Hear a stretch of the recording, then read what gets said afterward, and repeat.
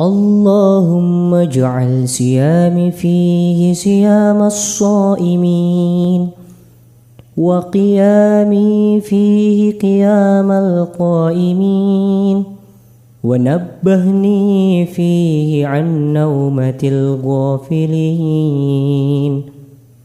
وهب لي جرمي فيه يا إله العالمين واعف عني يا عافيا عن المجرمين.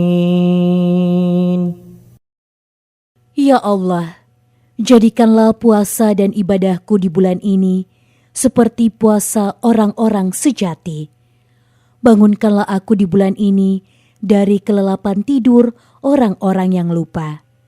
Ampunilah segala kesalahanku, wahai Tuhan semesta alam. Dan ampunilah aku, wahai pengampun orang-orang yang bersalah.